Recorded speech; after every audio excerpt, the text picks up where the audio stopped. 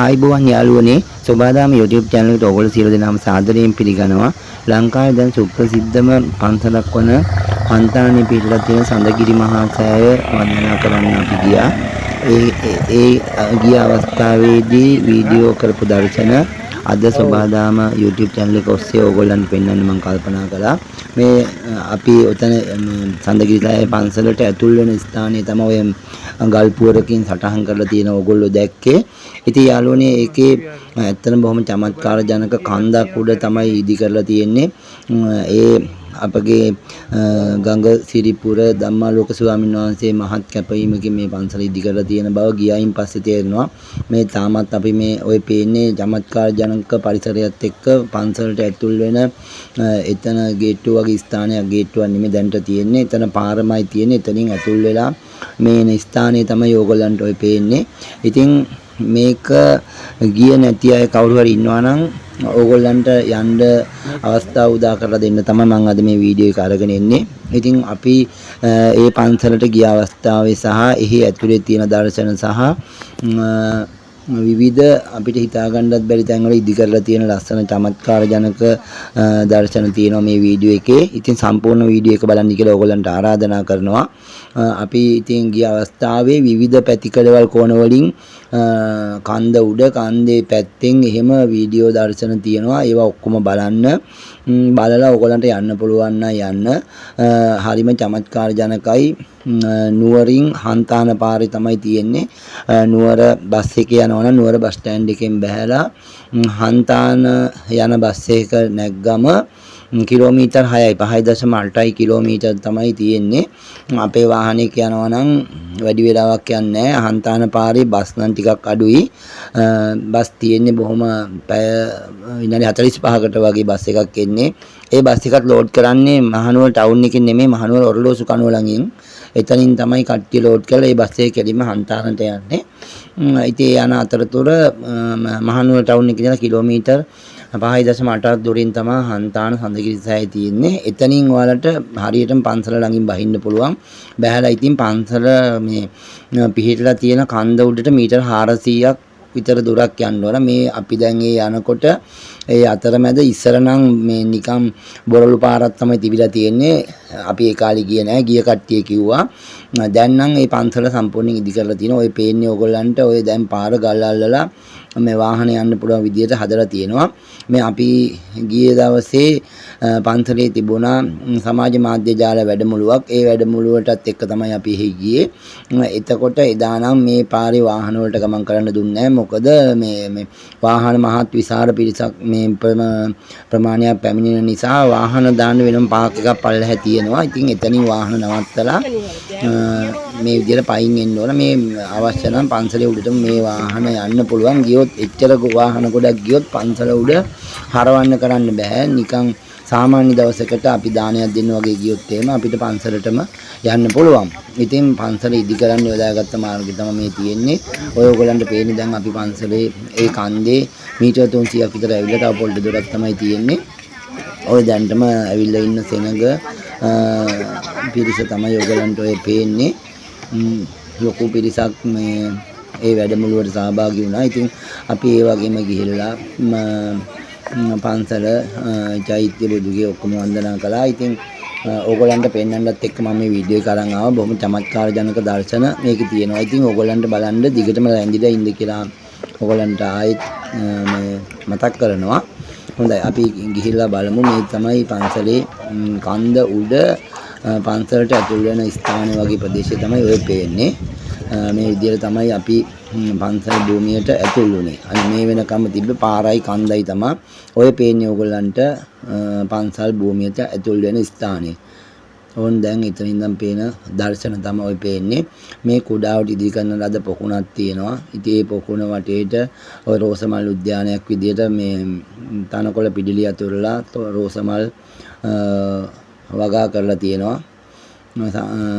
හාමුදුරුව එයාගේ Facebook page එක හරහා ලංකාවේ ඉන්න අයට රෝසමල් ගේන්නේ කියලා රෝසමල් දවස් ගණන් ගෙනල්ලා මේ හැමෝම ගෙනල්ලා දීලා ওই දිගටම හරියට පැහැදිලි නැති වුණාට ඔය කොළ පාටට පෙන්න ප්‍රදේශයේ තනින් තන රෝස පැල තමයි හිටවලා තියෙන්නේ. ඒව තාම ලොකු වේගන එන ගමන් තියෙන්නේ. මේ උඩා පැල ලං කරලා බැලුවොත් මල් තියෙනවා. පඳුරු වශයෙන් තාම මල් හැදිලා නැහැ. ওই විදිහට තමයි මේ ඔය පන්සල් භූමියේ උඩ අර මේ ලොකු තාප්පයක් බැඳලා තියෙනවා. ඒ එතන ඉඳන් පේනකොට ඔයගලන්ට මේ දර්ශන මේ විදිහට තමයි නරඹන්න පුළුවන් වෙන්නේ. අපි තාම පන්සල් භූමියට එන ගමන් තමයි ඉන්නේ. ඔය එන ගමන්ම එතනින් අතුල් වෙන තැන තමයි දර්ශන. මේ තියෙන චෛත්‍යයට ගොඩ වෙන ස්ථානයේ පේන පඩි පෙළ. මෙතන මේ චෛත්‍යයට ඇතුල් වෙන තැනත් ඔය සඳගිරි මහා සෑය හන්තානි කියලා ගහලා තියෙන ලස්සනට. මෙතෙන් තමයි චෛත්‍යයට මේ යන ස්ථානයට ඇතුල් වෙන්නේ. ඉතින් ඒක මේ ඔතනින් ගිහින් උඩට නැගලා තමයි චෛත්‍ය පිට තියෙන්නේ. ওই චෛත්‍යයට යටින් නිකන් උමගක් වගේ යන්න විදියට හදන්න තමයි ප්ලෑන් කරලා තියෙන්නේ. ওই දකුණු පැත්තේ කළුවට පේන්නේ උමගට ඇතුල් වෙන ස්ථානේ. ඒක තාම වැඩ අවසන් කරලා නැති නිසා ඒ ප්‍රදේශයේ වීඩියෝ කරන්න මම ගියේ නෑ. මොකද එතන තාම ලී කොටම් බංකු කෑලි අර මේවා ඔක්කොම ගොඩ ගහලා තියෙන හින්දා ගියේ නෑ තාම. මං ගිහින් බැලුවනට වීඩියෝ කරේ නෑ අලුනේ කොටස. මේ තමයි පන්සලේ උඩ ඉඳන් පේන විදිය. ඔය පන්සල් චෛත්‍යයට ඇතුළු වුණාම අහපව බහින්ද යකඩ වලින් ඉදි කරන අර වැටක් තමයි තියෙන්නේ. ওই චෛත්‍ය භූමිය මේ චෛත්‍ය මේ වටේ තියෙන ජුම් භූමිය තමයි මේ ඉදි කරලා තියෙන්නේ. මේක හදලා තියෙන එකේ වැදගත්කම කියන්නේ මේ පන්සල් චෛත්‍ය වටේට තියෙන මේ භූමියට වර්ෂාව ලැබුණම මේ ලැබෙන වර්ෂාව ඔක්කොම එක්කහුව වෙලා පඩි පෙළවල් දිගේ ඇවිල්ලා අර පල්ලහැමම් පෙන්නපු පොකුණට එන විදිහට තමයි නිර්මාණය කරලා තියෙන්නේ අපේ ස්වාමින් වහන්සේ. ඇත්තටම මම අවසානයේ වීඩියෝ එකේ අපේ ගංගසිරිපුර ධම්මාලෝක ස්වාමින් වහන්සේගේ මෙම චෛත්‍ය ඉදිකරන්න මෙම ස්ථානයට ආපුදා ඉඳන් මහත් ශ්‍රමයක් දරපු ආකාරය උන්වහන්සේගේ දේශනාවක කොටසක් මේ වීඩියෝ එකේ තියෙනවා. ඒකින්ද අන්තිම වෙනකම් බලන්න. මේ තියෙන රෝසමල් උද්‍යානයේ ඕගොල්ලන්ට පේන කොටසක් තමයි මේ චෛත්‍ය පැත්තෙන් පේන විදිය. ඉතින් ඔය ඈත ලස්සන චමත්කාර ජනක දර්ශනයක් ඕගොල්ලන්ට පේනවා ඇති. ඉතින් යාළුවනේ මේ විදිහට තමයි හන්තාන සඳගිරි සෑයේ ඈත පේන්නේ පන්සලේ චෛත්‍ය භූමියේ ඉඳලා බලනකොට. ඔය තියෙන්නේ සඳගිරි මහා සෑයේ චෛත්‍ය රාජානන් වහන්සේ. ඉතින් ගියේ නැති අය ඉන්නවා නම් සඳගිරි මහා සෑයේ Facebook එකෙන් YouTube එකෙන් බලලා හරියන්නේ නැහැ. ඕගොල්ලෝ ගිහිල්ලා වන්දනාමාන කරලා එන්න කියලා මම ඕගොල්ලන්ට ආරාධනා කරනවා. ඇවිල්ලා බලන්න. හරිම ලස්සන දර්ශනයක්. එන්න නම් අපහසුයක් ලොකු අපහසුයක් නැහැ. ඉතින් තමන්ගේ වාහනයක් තියෙනවා නම් කිසිම කරදරයක් නැතුව එන්න පුළුවන්. අර මහනුවර ඉඳන් හන්තානට එන්න කිලෝමීටර් 5.8ක් විතර දුර තියෙන ප්‍රමාණය තමයි පොඩි ගැටලුවක් තියෙන්නේ. අපි ගිය දවසේ මේ සමාජ මාධ්‍ය වැඩමුළුවට ගොඩාක් පිරිසක් ආපු නිසාද දන්නේ නැහැ. බස් වල සෙනඟ ගොඩාක් පිරීලා තිබුණා. අපි ඊට පස්සේ එතනින් වාහනයක් මේ මහනුවරින් කතා කරගෙන තමයි අපි ආපහු හන්තානට ආවේ. ඉතින් ඒ විදිහට තමයි තමන්ගේ වාහනේ කියන්න පුළුවන් කිසි කරදරයක් නැහැ. මම හිතනවා අනිත් දවස් වලට එහෙම ලොකු තදබදයක් නැතුව ඇති හන්තාන බස් වල කියලා. ඉතින් උත්සාහ කරලා බලන්න යන්න. හරිම චමත්කාර ජනක දර්ශනයක් ඔයගලන්ට විඳින්න පුළුවන්. උදෙන්ම යන්න. ඒ කියන්නේ එහෙට උදෙන්ම ගිහින් එහෙට 8-9 වෙනකොට ගියොත් ඔයගලන්ට පැය කීපයක් එහි ගත කරලා ඒ සුන්දරත්වය විඳලා එන්න පුළුවන්.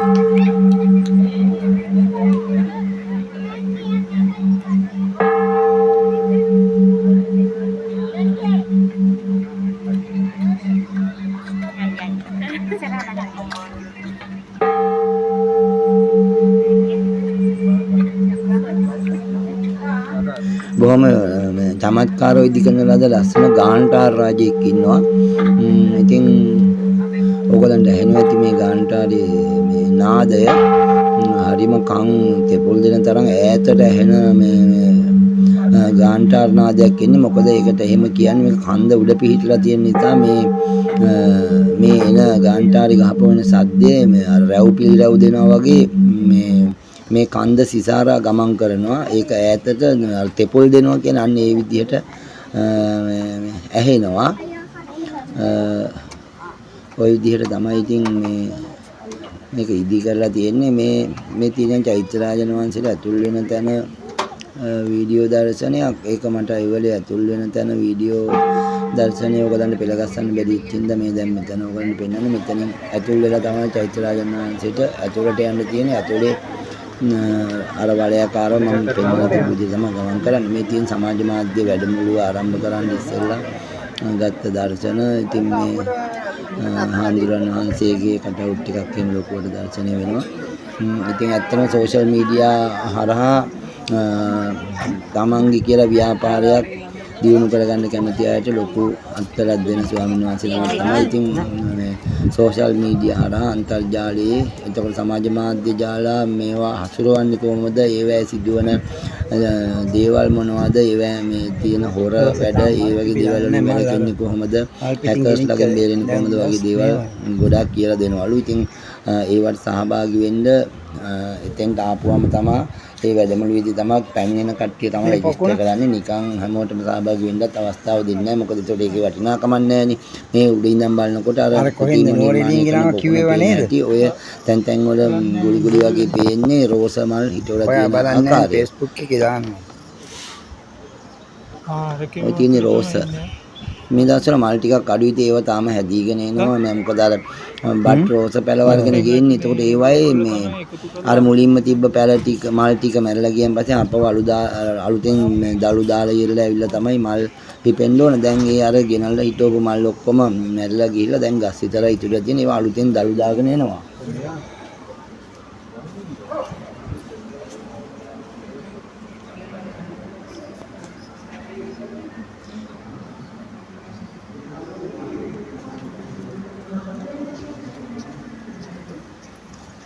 මේ තියෙන බුදු මැදුර ඉදි කරලා තියෙන ආකාරය තමයි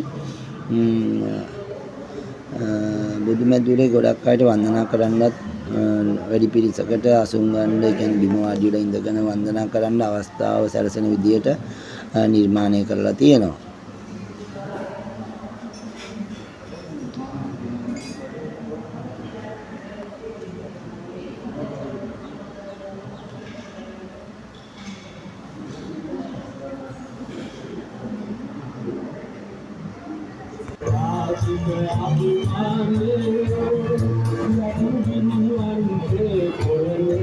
මධ්‍යම පළාත් සමාජ මාධ්‍ය මහා සමුළුව මේ මාසේ පළවෙනිදා තමයි අරන්නේ මේක තිබ්බේ. ලංකාවේ හැමතැනම දේශපාලඥයෝ එක්කව වෙලා ඒගොල්ලන්ගේ දේශපාලන පක්ෂවල වැඩමුළු ක්‍රියාත්මක කරනකොට අපේ ගංගසිරිපුර ධම්මාලෝක ස්වාමීන් වහන්සේ මේ රටේ තරුණ පරපුරට තමන්ගේ කියලා ව්‍යාපාරයක් ප්‍රවර්ධනය කරගන්න ආකාරය කියලා දෙන්න පන්සලට එන්න කියලා ආරාධනා කරනවා. ඉතින් බලන්නකෝ වෙනස. මයි පළවෙනිදා දේශපාලඥයෝ දේශපාලනය සමරනවා. අපේ ස්වාමීන් වහන්සේ ආගමානුකූලවත් පිළිවෙත් කරන එක වගේම මේ රටේ ඇත්තම තමන්ගේ කියලා ව්‍යාපාර කරන අයට ව්‍යාපාර අනිත් අය අතර ප්‍රවර්ධනය කරගන්නේ කොහොමද කියලා රටේ ජනතාව වෙනුවෙන් මහත් සේවාවක් සලසනවා. ඉතින් මේ හැමතැනම මේක ඉස්සර මහා විශාල ඉලු කැලෑවක්ලු හාමුදුරුවෝ පවසනවා. ඉතින් ඒ ඉලු කැලෑව හාමුදුරුවෝ ඇවිල්ලා මේ කන්දට ඇවිල්ලා මේ ලෑලි මඩුවක් ගහගෙන තකරන් දාපු ලෑලි මඩුවක තමයි අවුරුදු කීපයක් ඉඳලා තියෙන්නේ. ඊට පස්සේ මේක හදාගන්න ගොඩක් මේ බාන්නක සමුළුවට ඇවිල්ලා ඉන්න පිරිස. ඉතින් මම කියන්න ඕනේ නැහැ, මම අන්තිමට දාන්නම් හාමුදුරුවෝ වහන්සේගේ ඒ පැවැත්වූ දේශනාවේ කොටසක්. ඕගොල්ලෝ ඒකත් අහලා බලන්න මේ පන්සල හදන්න මොනතරම් හාමුදුරුවෝ කැපවීමක් කරලා තියෙනවද කියන එක ඕගොල්ලන්ට එතකොට මේ වීඩියෝ එකකින් බලන්න පුළුවන්. මේ බණ මහා විශාල පිරිසක් ඇවිල්ලා ඉන්නවා. මම හිතන්නේ මට ගානක් කියන්න බෑ. අන්තිමට කොමාරි වැඩමුළුව පටන් ගන්න වෙනකොට ඉඳ ගන්නත් ඉඩ නැති තරමට හැම තැනම ගස් අස්සේ එතන කඳු ගැටවල පොලිමට ඔක්කොම රැඳිලා හිටපු අවස්ථාව තමයි මේ ඕගොල්ලන්ට පේන්නේ. ඔබ සම පංචශීලයේ පිළිපදන්නට මේ තියෙන මේ වැඩමුළුව පල්ලෙහා තිබුණේ මේ කන්ද උඩ කට්ටිය ඉන්න තැන චෛත්‍ය ගාවට යනකම්ම පඩි පෙළවල් වල හැම තැනම කට්ටිය ඇවිල්ලා පිරුණා. ඔය බලන්න දැන්ටත් තාම පටන් ගන්න නැහැ. පටන් ගන්න සූදානම් වෙනවා. අර චෛත්‍ය ඈත ඔයගලන්ට පේනවා ඇති.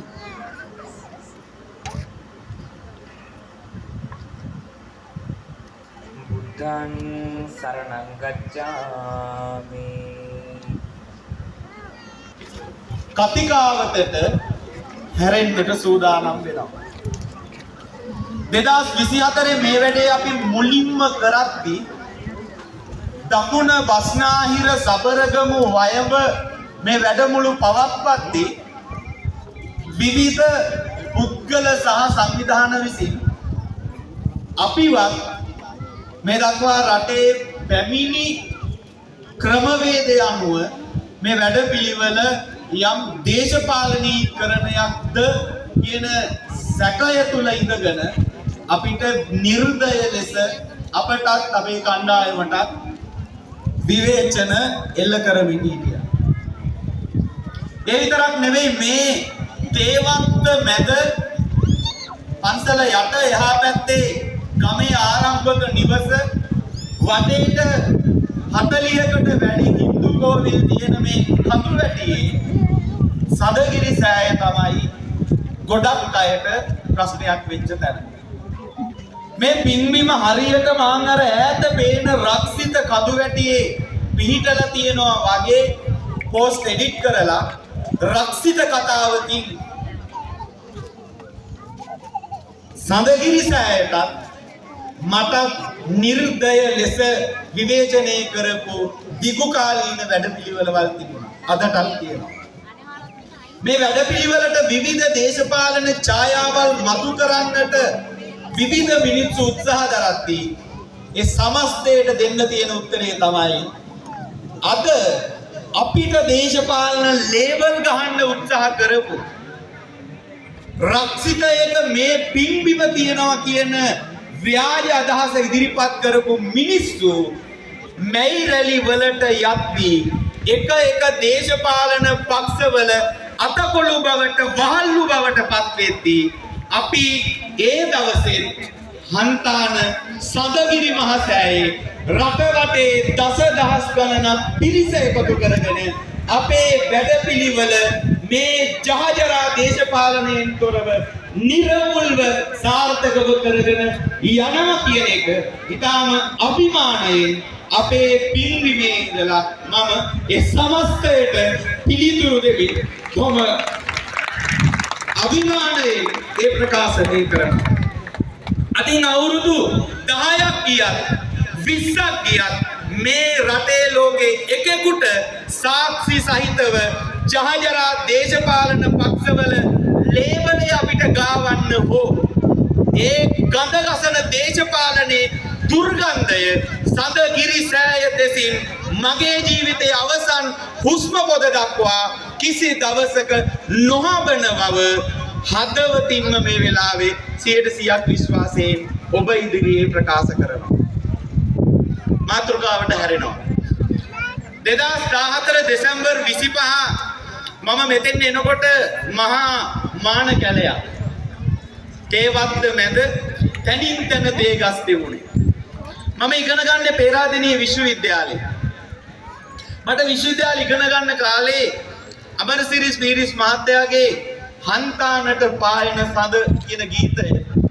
ඒ වගේම කිලෝමීටර 900ක පාගමනක් මම විශ්වවිද්‍යාලේ ඉන්න කාලේ යනකොට මට ආපු අදහස තමයි නුවර දිස්ත්‍රික්කයේ විශාලතම දාගැබ නුවර ආසන්නයේ ඉදි කරන්නට පුළුවන් නම් මේ අදහසත් එක්ක 2014 මම මෙතෙන් දෙනවා.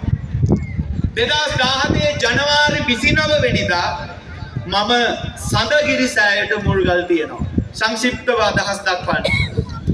මුල්ගල් තියෙන වෙලාවේ මගේ හිතේ මෙතන තනිකර හිස් භූමියක්. මම ඉන්නේ පුංචි ලෑලි වලින් නිර්මාණය කරගත්ත තහඩු කෑලි 8කින් ආවරණය කරපු පුංචි කුටියක. මම මේ පුංචි දරුවෝගේ පුංචි වයසේ මම සඳගිරි සෑයට මුල්ගල් තියනකොට සඳගිරි සෑය හදලා නොතිබුණත් අද මේ තියෙන පින්බිම මගේ හිතේ මවාගෙන චිත්ත රූප තියාගෙන දැඩි අදිස්ථානයෙන් තමයි මම මුල්ගල් තියන්නේ. මේ වැඩපිළිවෙල ක්‍රියාත්මක කරනකොට මුල්ගල් තියද්දී මට මතකයි නුවර විතරක් නෙවෙයි ලංකාව හතර වටේ මහා පරිමාණ ව්‍යාපාර කරන රටේ දැවැන්ත සිද්ධාස්ථානවලට මිලියන ගණනින් ආධාර උපකාර කරන ආයතන වලට ව්‍යාපාරිකයින් හම්බ වෙන්න ගිහිල්ලා මම මගේ ආරාධනා පත්‍රය දීලා ආරාධනා කරනවා මම හන්තානේ සඳගිරි මහසෑය කියන නමින් මහසෑයක් නිර්මාණය කරනවා. මට පුළුවන් නම් මේ වැඩේට මුල්ගල් තියෙනවා අපි 29 වෙනිදා. පුළුවන් නම් එන්න අපේ මේ පින්කමට ඔබතුමා ඔබතුමිය එන එකක් මට ලොකු හයියක්. ආරාධනා පත්‍ර දෙනවා විශාල පිරිසකට. සමහර ආයතන තිබුණ ආරාධනා පත්‍රය අරගෙන ගිහිල්ලා සිකියුරිටි රූම් එක ගාව හිටගෙන විනාඩි 20 40 මම හිටගෙන ඉඳලා ආරාධනා පත්‍ර දෙන්න බැරුව ආපහු හැරිලා ඒ ලෑලි කුටිය තිබුණ මේ භූමියට ඇවිල්ලා මම සැලසුම් කරනවා කොහොමද මම මේ සෑය හදලා ඉවර කරන්නේ.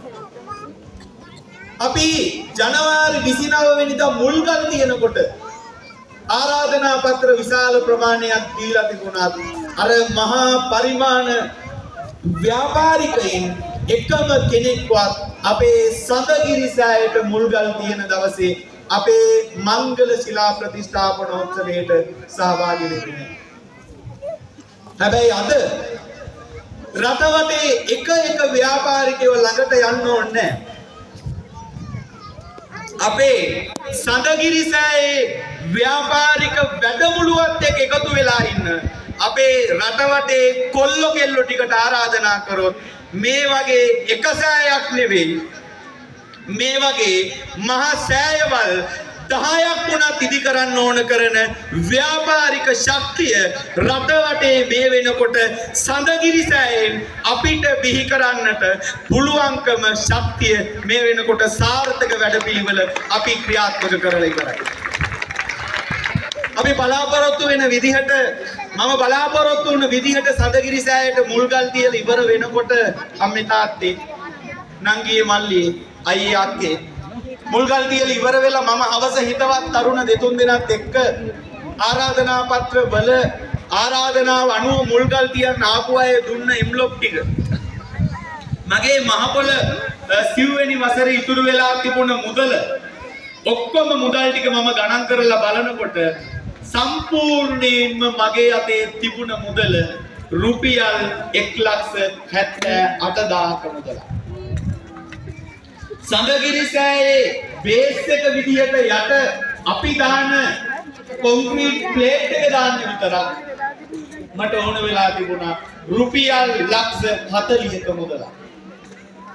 මම කොළඹ රූපවාහිනී වැඩසටහන් වලට යනකොට අර හයිවේ එකේ ඉදිකිරීම යනකොට අර ලොකු කොන්ක්‍රීට් කුට්ටි එහෙම දකින්නකොට පුංචි මම එදා ඒ වෙලාවේ හිතනවා අනේ මේ කම්පැනි වල කවුරු හරිපත් හන්තානට අවිල්ලා මම හදන්න යන චෛත්‍යය දැකලා අපිට බේස් එක දාලා දුන්නා නම් මට චෛත්‍යයේ ඉදිකිරීම කටයුතු පටන් ගන්න තිබුණා. රූපවාහිනී පොයේ දවසේ මහා පින්කම් ලංකාවේ 4 වටේ වෙන විදිය දකින්නකොට මහා පරිමාණ ව්‍යාපාරිකයෝ දේශපාලනඥයෝ ඒවට මිලියන ගණන් කෝටි ගණන් ආධාර කරලා ඒ ව්‍යාපෘති සාර්ථක වෙනවා දකින්නකොට හමුදාවෙන් 200 රට වටේ වෙහෙර විහාර 50ක 60ක වැඩ කරනවා දකින්නකොට ඒ හයිය අපිට අඩුම හමුදා සෙබළුන් 4-5 දෙනෙක්වත් ලැබුණා නම් ඒ විදියට හිතලා සුසුම් හෙලපු අවස්ථා ජීවිතේ අනන්තයි. හැබැයි මේ දේවල් එක්ක අතාරින්නේ නැහැ. මගේ විශ්වවිද්‍යාලයේ පේරාදෙණිය විශ්වවිද්‍යාලයේ ඉංජිනේරු පීඨයේ මහාචාර්ය රංජිත් දිසානායක මහාචාර්යතුමා ඇතුළු ඉංජිනේර්ස්ලා ටීම් එකකට උදව් කරනවා ඉංජිනේරින් පැත්තෙන් නොමිලේ. ඊට පස්සේ අපි සඳගිරි සෑය ඉදිකිරීම කටයුතු කොහොම හරි අමාරුවෙන් ගඩොල් ගන්න සල්ලි නැති හින්දා ගර්භයේ බරදරන බේස් එක පස්සේ ගැඹුරට හාරලා දාන අදහසින් කළුගල් වලින් තමයි ඔය සඳගිරි සෑයේ බේසාවලලු තුන අපි බෙදලා නිම කරලා තියෙන්නේ. ගඩොල් ගන්න සල්ලි නැති හින්දා කළුගල් ගෙනල්ලා චෛත්‍ය හදන නිර්මාණ ශිල්පියෙක් බාස් කෙනෙක් ගන්න යනකොට කෝටි එකමාරක් ඉල්ලදී එක කරන්න බැරි නිසා මේකේ මනිනේවා ලෙවල් ගන්නේව ඔක්කොම මමම කරනවා කියන අවදානම අරගෙන අවසානයේ පොත් බලන්න තැන දක්වා ලෙවල් මැනීම් පරිමාණ ඔක්කොම මගේ මතින් අරගෙන අවසන් කරපු මේ සඳගිරි සෑයේ වැඩ මට එහෙනම් ඉවර කරන්න පුළුවන් වුණේ කොහොමද?